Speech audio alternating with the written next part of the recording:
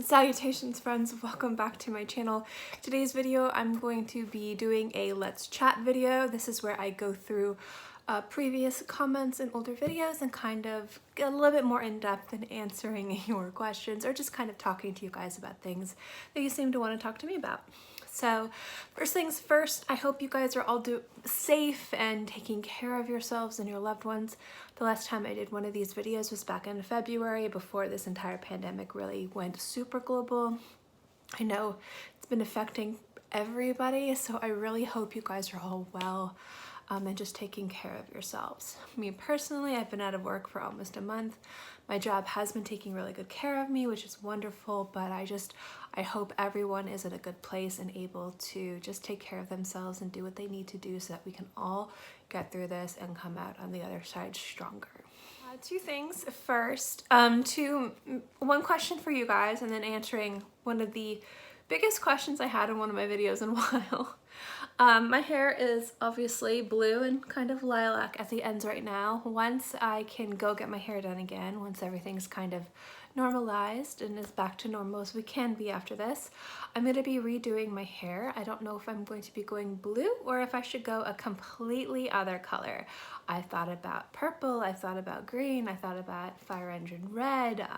Let me know what you guys think below. I am open to suggestions. And to answer another question, strangely enough, on my Victor & Wolf Flower Bomb review, I got a lot of compliments on my makeup. Thank you very much. Today I'm looking kind of grody. I need to do a deep conditioning in my hair. My ends are fried, so that's why I'm looking kind of shaggy today. I'm sorry. But a lot of you guys wanted to know what lipstick I was wearing, and that's weird because normally nobody cares. So if you guys, I will answer in there. I was wearing Rubies. It's from the Absolute Rouge Rubies from Lancome. It's a number 473, and I'll have that linked below. It's not an affiliate link, just, you know, if you guys really like that lip color, you seem to really like that lip color, there we go. But let's get into actual fragrances now. This first question is a bit of a discussion, and it's not a question, but it's a comment, and I wanted to expand upon the comment. It's from Patrice Marigold, and this was on my Tom Ford Rose Prick review. And Patrice writes, I tried some at my local perfumery and was underwhelmed by it. I'm a bit cautious of rose scents as I think they can be too much, but this seemed too little. And for that price point, there is no way I would purchase it. I have Rose Essential by Bulgari and it cost me $50, and I think it is rose done subtly and blended well with the other notes. Then there is Tea Rose that is under $15 that smells like a real bunch of fresh roses in a bottle, but I find it too much. It's a fine line for me, thanks to the video. First, I can completely agree with Rose Essential being stunning. It's an impeccably beautiful fragrance. I love Bulgari scents. You can find amazing deals on them, and Rose Essential is by far my favorite fragrance next to Eau de Verte from them. So love it. I think it's perfect, like a perfect fragrance, especially for people who like rose. Tea Rose is from the Perfumer's Workshop. You can find amazing deals at like TJ Maxx and Marshall's where you can get them for $15. I've seen bottles go for as low as like $5 when they're on clearance. You can definitely find that scent. That to me is kind of a sharper green rose scent, like you said, like a fresh bunch of roses. It's definitely very overwhelming and overpowering if you do not like those types of fragrances. But for $5, it's a great scent to have in your collection if you like rose or you want to add a little bit of rose to another fragrance. It's a great layering scent. But it can be overpowering, not in a negative way, but if you're just one of those people where there's a fine line where you like rose but not everything, it can be a little strong on the rose. Now I kind of want to like remind everybody how I collect fragrances, and please always remember that I am a fragrance enthusiast and collector. So I'm more forgiving for myself when adding fragrances to my collection. A, because I'm a bit of a hoarder, but also because how I collect fragrances is I'm trying to fill holes, and I'm also buying bottles to review. That doesn't mean that people should have my purchasing habits. I think everyone has the right to spend their money however they wish, as long as they're being responsible and able to pay their bills. and not go into crazy debt. If you have extra money and you want to spend it on 700 bottles of perfume, go for it. That's what I do. But for me, when it comes to adding fragrances to my collection, I am a lot more forgiving. Rose Prick I bought blind, full price. It was $335, so it was pricey. And I bought it for a number of reasons. First, I bought it to review. And second, I was really excited about the composition. Tom Ford is hit or miss for me with his private blend fragrances. I find them to either be really special or subpar. It's not that I don't like them, it's sometimes I don't think that they're worth the hype and the price. And for Tom Ford fragrances, in a lot of cases, you're paying for the Tom Ford experience, which is having a Tom Ford bottle sitting on your shelf or in your cabinet. I will be completely real with that. And for me, when it comes down to owning bottles, for me, I like having a variety in my collection. What drove me to Rose Prick to purchase it blind, full price, was the turmeric note in there. I don't see a lot of turmeric in fragrances, and I love that note. Someone in that video described it perfectly well. Turmeric doesn't really smell like turmeric. It kind of smells like aromatic dirt. It's very dirty, it's very earthy. There's a cool dustiness to it to some degree. And I was really interested to see how that was going to pair with like the tonka and the rose. I really enjoyed Rose Prick. I thought it smelled expensive, maybe not worth $335, but the experience from start to finish was nice for me. I enjoyed it and smelled really nice on my skin. I do still wish there was more turmeric in there to make it a little bit more special. It is a kind of like if you have rose fragrances, you don't need to add that to your collection because it's nothing new or groundbreaking. But it's a nice rose scent and I do enjoy it, and being a collector and a reviewer, it made sense for me to add it to my collection. It's a safe rose fragrance, so if you like rose fragrances and you know somebody who really loves a rose and really likes Tom Ford, I think that might make a great gift. But when it comes down to purchasing scents, I definitely can completely 150% agree that it's not worth the price point for most people. Again, I'm not buying like most people. I'm buying as a collector and a reviewer. This, you know, this channel, like I put the money that I make from this channel back into my collection. So for me, it makes sense to purchase bottles like that so I can review it for you guys. For review purposes, I much prefer to purchase the fragrances for you guys. I just feel more comfortable and more confident having spent my own money. So Tom Ford would never reach out to me, ever. I would be so like, I think I would just, I don't know what I would do. I'm not the type of reviewer that he would reach out to, and that's totally fine because I don't pretend, and not that I don't pretend to be, because it's not that they pretend to be that, because they don't. My channel is always going to be about consumer reviews. I'm not going to sit here and pretend to be an authority because I'm not an authority. Other people, other reviewers are authorities. They've spent decades training their nose, thousands, tens of hundreds of thousands, just really growing their collection, and not to mention thousands, if not tens of thousands, on just their channels. My channel is a little bit more lax, it's a little bit more relaxed. So I don't expect to be the type of reviewer that's being reached out to by these companies. And so that's why spending money is how I review, and it's how I do my channel. I want to up my production. I'm working on it. I'm definitely, you might see my production change overnight.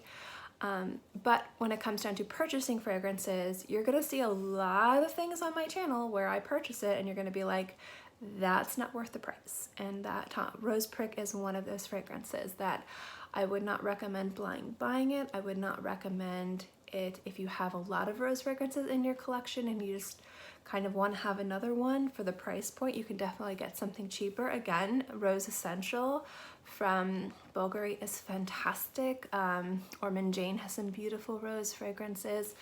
Another rose scent that's not the same price, but it's close in price. If you really want a beautiful rose fragrance that in my opinion is worth every penny and more, is from Erin. Rose de Grace is probably one of the most beautiful, kind of borderline like niche luxury designer rose scents out there. It's really quite beautiful. If you like Rose Essential, go see if you can sniff Rose de Grace. That's excellent. But when it comes down to reviewing and bringing you guys a selection of fragrances, you're gonna see me purchasing things and having more things in my collection because I'm more forgiving with my collection, and then reviewing it and being like, this is great, this smells expensive, because it does smell expensive, but it doesn't have the wow factor that I think a lot of people require for spending over even $150 on a bottle of perfume. So I definitely agree with you saying that it's easy to see why people would be underwhelmed by Rose Prick. Went off on a little bit of a tangent on that comment, so we'll end that comment here. On that same video, the Rose Hig video, Brianna Ray writes, Tom Ford is great, but I feel like all of his fragrances, recently in particular, have beautiful, unique openings, but all dry down to that heady, intense, sickeningly dry, cheap patchouli. So I'm not going to disagree with this. I've contemplated doing a video talking about the DNA of designer houses. And if you ever hear people say, well, this smells like a Dior fragrance, this smells like a Chanel fragrance, this smells like a Tom Ford fragrance, I find that over the years, over the decades, houses have this idea of what their DNA of their fragrance is. Like for me, Chanel is very classic, sophisticated, complex. And that's why when you have fragrances like number 18, where you're like, this doesn't smell like a Chanel fragrance, and then you have fragrances like Gabrielle, and you're like, they're trying to do something new, but it's not quite hitting the mark. That's kind of like what I mean with like the DNA of a house. Like Dior has their own DNA. Chloe, I love the DNA of Chloe houses. It's very youthful and playful and flirty and feminine and sparkly and alive. That's how I would describe Chloe's scents. Chanel, I would describe again as being very sophisticated, mature, effervescent, but not old, not dated, more timeless fragrances. And I would say like Marc Jacobs is a little bit more juvenile, bordering on youthful, kind of depending on the scent can go that way. A little bit more light and airy, sparkly, fresh florals. Sometimes they can do a little bit of a decadence in there, but they still have that lively energy that all of the Marc Jacobs fragrance has. It would require a bit of a history lesson and research on my part to go into the DNA and going into the history of all the different fragrances and all the different noses that have worked with the brand. But definitely each house kind of like finds its sweet spot, like its foundation of what it has, and then I feel like it builds upon that. And so for Tom Ford, with the extreme success of Black Orchid, I feel like, and I'm not saying they do this intentionally, but I feel like they know that that kind of sticky tar patchouli scent just works for the people that like their fragrances. And so they kind of anchor themselves to that. And that's why you get a lot of these fragrances that dry down to, again, that very familiar like Tom Ford composition in the base. Even if the fragrance doesn't have the notes in there, it's got kind of like not that interpretation, but that influence. That's the word. And I think that's why Lost Cherry was such a success, is because it smelled different. It was a different composition, a different notes, different experience than even before. And we're talking about fragrances like Neroli Portofino, which doesn't have it in there. Lost Cherry, which doesn't have it in there. Soleil Blanc doesn't really have that in there. Some of the fragrances that Tom Ford, aside from effing fabulous, it doesn't have that kind of like heavy, sticky, sweet, dry down base, are the ones that I find to be the most, popular. But Tom Ford has a formula and what it works, and I think that's why they all kind of smell similar, is because they follow that same formula. And it makes sense, because that's what makes them money. But a lot of people are getting bored of it, and I can definitely understand why. And this is the last video, the last question I'm going to answer, just because I don't want this video to be crazy long, and I've talked really long on a few comments. This is on my skincare favorite products of 2020 video. It has nothing to do with skincare, but Michelle, I love that name, says, why do I say salutations? Okay, I grew up reading Charlotte's Web, loved Charlotte's Web. I don't know why, but like some pig salutations. I love the word salutations. Also, I don't know if you guys know of Ruby. Love Ruby. Penny's my girl, and she's like, salutations. So mostly for Charlotte's Web, also for Penny, but it's just my favorite way to say hello. I say it at work, I say it on the phone, I'm like, salutations. When I'm writing work emails to people in regards to IT issues or LP issues, I'll always start it with salutations. I just always said it, and I just thought it would be a fun and quirky way to say hello to you guys. So that is why I say salutations. All right, guys, thank you so much for watching this video. I hope you enjoyed it. I don't think I'm going to be doing these videos as infrequently, every 2 months. I'm gonna try and do them at least every like 10 videos, or every 2 weeks, depending on what comes first. So if I'm only able to get up like 5 videos, but 2 weeks I'll do one then, or 10 videos if I start being able to do Monday through Friday, or adding extra videos. It should be about every 2 weeks, worst case scenario 1 a month. It's just been hard for me to film, again, with health and work and just the world falling apart right now, but we're seeming to hopefully being able to start mending ourselves and, you know, getting back on our feet. Humanity's a tough cookie. I think we have this. It's just, I just hope everyone's taking care of yourself. I hope everyone's staying safe, practicing social distancing. For the people that work in essential services, thank you so much. Let's not take anyone for granted at all during this time. There's people out there who don't have the luxury of, you know, social distancing. That is a privilege that we are given.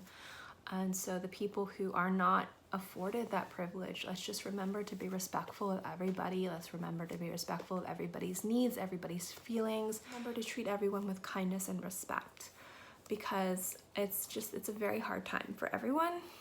And my heart, my thoughts, my prayers, whatever you guys need, it's there with you.